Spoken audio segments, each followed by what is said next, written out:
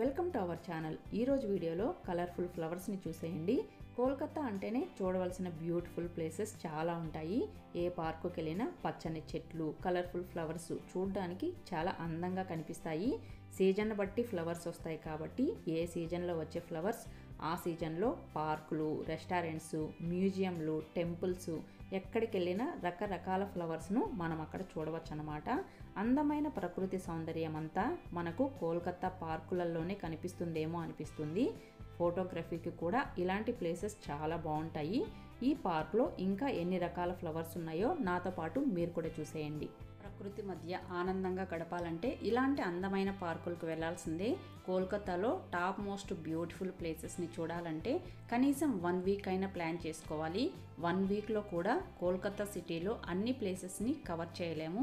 Main places అయితే rest లేకుండా తిరిగితే చూడడానికి 1 వీక్ పడుతుంది. సమ్మర్లో అయితే ఎండలు చాలా విపరీతంగా ఉంటాయి. బయట తిరగాలన్నా చాలా కష్టం.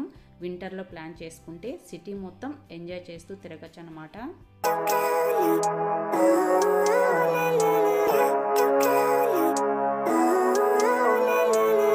Living life, every day, late at night, not okay. All I want, and I pray, all I need are some better days. Fuck me, I'm looking in the mirror, so foggy, but I've never seen clearer.